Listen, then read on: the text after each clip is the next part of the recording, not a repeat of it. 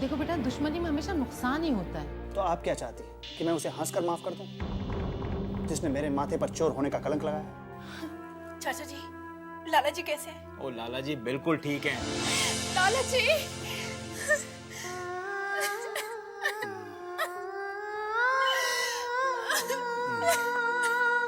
आप इतना परेशान क्यों हैं? नहीं, ऐसा कुछ भी नहीं हुआ। मैं वीना के बाबूजी लाला जी के बारे में सोच रहा था। बेचारे बहुत परेशान हैं। ये इस घर में नहीं रहेगी। मेरा भी दिल बहुत बेचैन हो रहा था। अब वहां जाने की कोई जरूरत नहीं। नहीं माँ, नहीं जाऊंगी अब।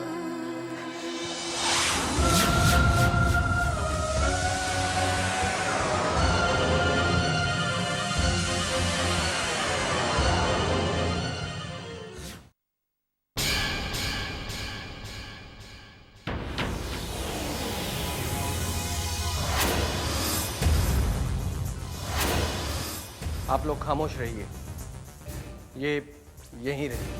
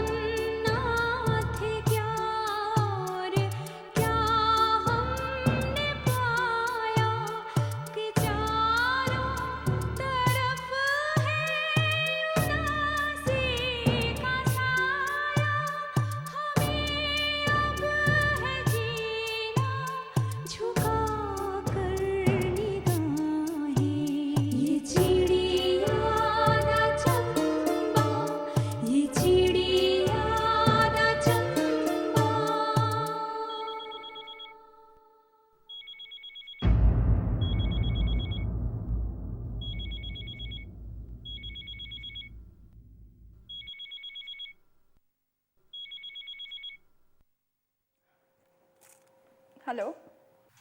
मैं आपका शुभचिंतक बोल रहा हूँ। आपके ससुराल वाले आपको मारने की साजिश रच रहे हैं।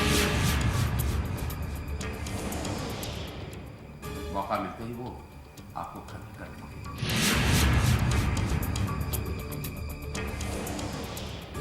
मेरी बात को झूठ समझने की कोशिश मत कीजिएगा, समझी ना?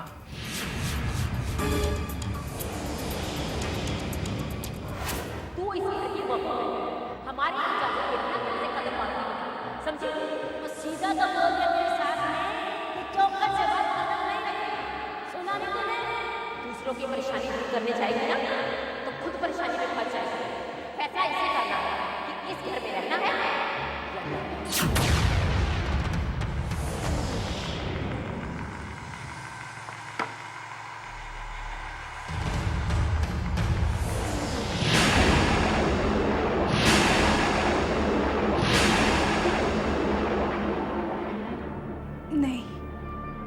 ये सच नहीं हो सकता। ये भी किसी की साजिश है। माना कि इस घर के लोग मुझसे नफरत करते हैं, मगर इस हद तक कि वो मुझे मारने की कोशिश करें? नहीं, ये झूठ है। मैं मान ही नहीं सकती कि नहीं। क्यों मानूं मैं? अगर आज इस घर के लोग मुझसे नफरत करते हैं तो वो सिर्फ इसलिए कि वो फोन पे की गई बातें। नहीं, मैं ये नहीं मान सकती। नहीं।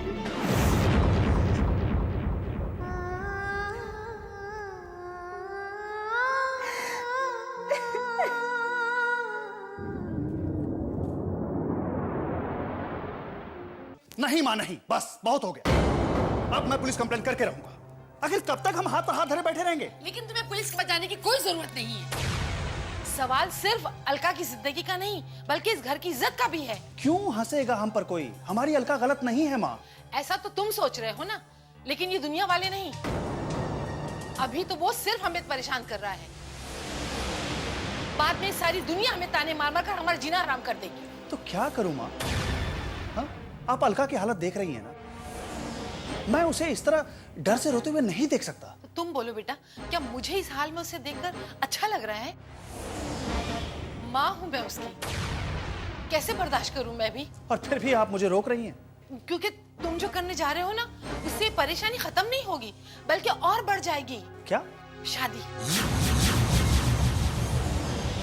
हाँ हाँ, हम अलका के लिए एक अच्छा सा लड़का ढूंढकर उसकी शादी कर देते हैं। माँ अभी तो अलका पढ़ रही है, वैसे भी उसकी उम्र ही क्या है? देखो बेटा, उसने जितनी पढ़ाई करनी थी वो कर ली। अब रहा सवाल उसकी उम्र का, तो वो कोई बच्ची नाबालिग नहीं है। हम जब चाहे उसकी शादी कर सकते हैं। नहीं माँ, अपनी अलका पढ़ लिख कर नौकरी करना चाहती है, मैं उसके सपने को नहीं टूटने दूंगा। ठीक है, आप चाहती है ना कि मैं कंप्लेंट ना करूं, तो मैं पुलिस कंप्लेंट नहीं करूंगा, लेकिन आप भी उसकी शादी की बात दिल से निकाल लीजिए। वैसे मैं अलका के प्रॉब्लम को दूसरे तरीके से सॉल्व करने की कोशिश करता हूं।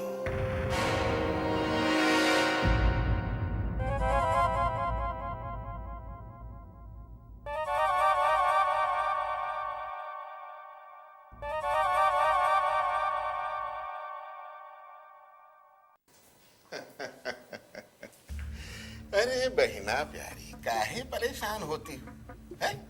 अरे वीणा जेल से निकल गई तो क्या हुआ? बाबूलाल का इज्जत तो मिट्टी में मिल गया ना। चारों ओर जग हंसाई हो रही है बहिना कि बाबूलाल की बहू चोर है। और उसके लिए तो सबसे बड़े शर्म की बात ये है बहिना कि सारे मोहल्ले वालों को पता चल चुका है कि लक्ष्य वीणा मिल करके अपने ही घर के खिलाफ साजिश कर दिए हैं। हाँ भैया, ऐसी ही खबरें सुना दे रहा करो, दिल को बड़ा सुकून मिलता है। अरे बहिना प्यारी, अब तो हर रोज ऐसा समाचार मिलते ही रहेंगे। तुम्हारी लगाई एक चिंगारी से बाबूलाल का घर जल उठा है बहिना। और अब जब आग लग ही गई है तो हर पल घर का एक एक हिस्सा जलाती ही रहेगी। चलने दो भैया, चलने दो।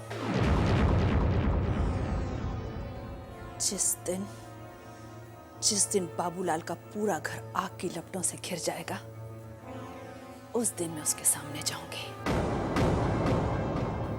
और उसे बताऊंगी कि ये आग उसी चिंगारी से लगी है जिस चिंगारी से उसने मेरा घर जलाने की कोशिश की थी। बहिना प्यारी, एक बात कहें, हमको तो ये लगता है कि अब एक बड़ा धमाका कर ही दे। बड़ा धमाका? मैं समझी नहीं। हमरे कहने का मतलब ये है बहिना प्यारी कि हमरे सामने कई शिकार हैं जिनसे अभी हम सिर्फ खेल रहे हैं। अगर बहिना कहो तो सच में एक शिकार कर ही ले।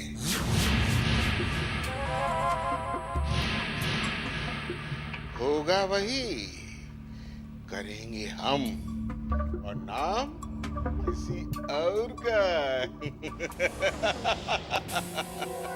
ऐसे में होगा ना बड़ा धमाका। नहीं भैया,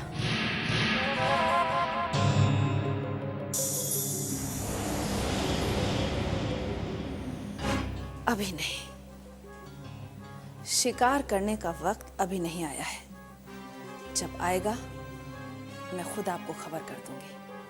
हाँ, आप बस इस बात की खबर करते रहो कि बाबूलाल का घर कितना जल चुका है। तो क्या करूं मैं? किस किस से झगड़ा करूं? देखा नहीं तुमने उस दिन दामाद जी कैसे उसके पक्ष में बोल रहे थे? उसको तो अपने घर तक लेके जाने को तैयार हो गए थे। तू थी ना उस दिन वहां पे? मुझे भी इसी बात का गुस्सा है माँ, पर मैं क्या करूं? खैर, अब सोचना ये है कि आगे क्या करना है। ये मुसीबत फिर से हमारे सर पर आकर बैठ गई। क्या सोचूं? इससे छुटकारा पाने के लिए मुझे तो कोई रास्ता नजर नहीं आ रहा। माँ, मेरे पास एक रास्ता है, बशर्ते कि उस रास्ते पर चलने के लिए तुम मेरा साथ दो। बोलो। किसी ना किसी बहाने से इसे रास्ते से हटा दिया जाए, सांप भी मर जाए और लाठी भी न टूटे।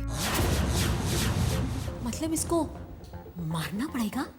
अरे माँ, मैंने कब कहा कि हम लोग इसे अपने हाथ से मारेंगे?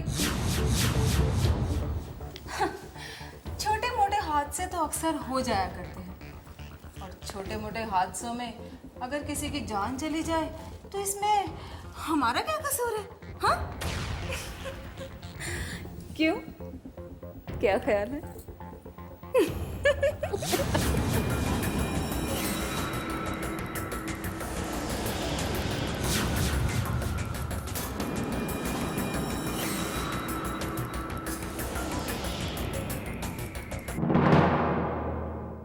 क्या हुआ, कॉलेज नहीं जाना है क्या?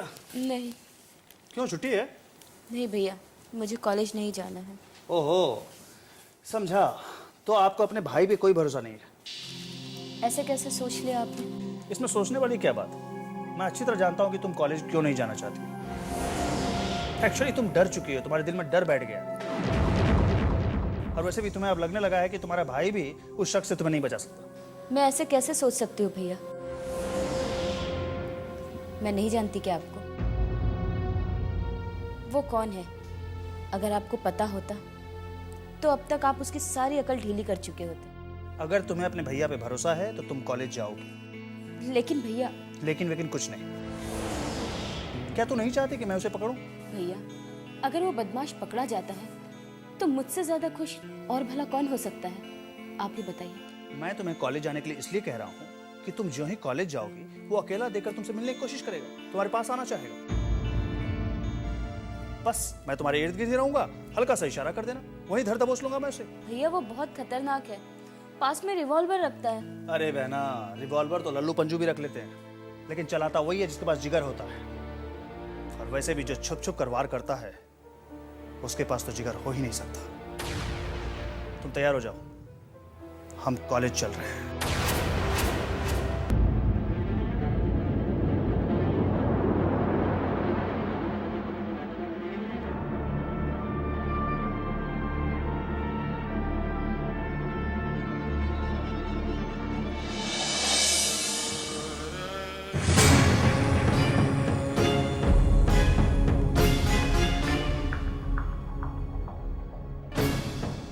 क्या सोचूं?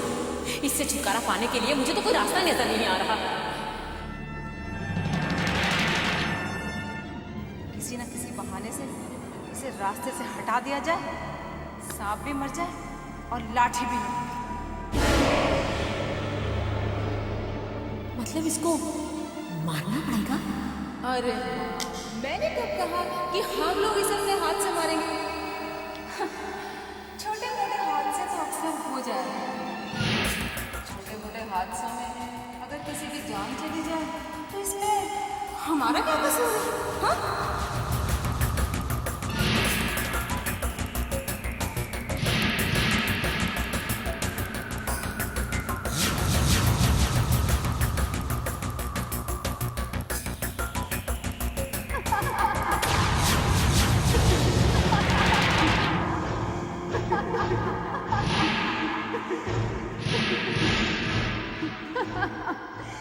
क्यों? क्या हुआ? खामोश क्यों हो गई? आज नहीं कहोगी कि तुम्हारे ससुराल वाले तुमसे इस कदर नफरत नहीं करते कि वो तुम्हें मारने की तैयारी कर सके? तुम कौन हो? किस कदर परेशान हो तुम?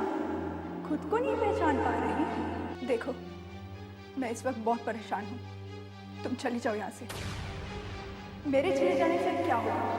क्या तुम्हारी परेशानियाँ खत्म हो जाएंगी? नहीं वीना, तुम्हारी परेशानियाँ तब तक खत्म नहीं होगी जब तक तुम ना चाहो। देखो, मैं इस वक्त बहुत परेशान हूँ, चली जाओ तुम यहाँ से। मेरे चले जाने से क्या होगा? क्या तुम्हारी परेशानियाँ खत्म हो जाएंगी? नहीं वीना, ये परेशानियाँ तब तक खत्म नहीं होगी जब तक तुम नहीं चाहोगी। तुम्हें क्या लगता है, मुझे इस तरह परेशानियों में घिरे रहना अच्छा लगता है? हाँ, यही सच है। अगर ऐसा नहीं होता तो तुम इनकी नाइंसाफियाँ कभी बर्दाश्त नहीं करती। कितने जुल्म किए इन्होंने तुम पर तुम सब कुछ हंसकर सहती रही।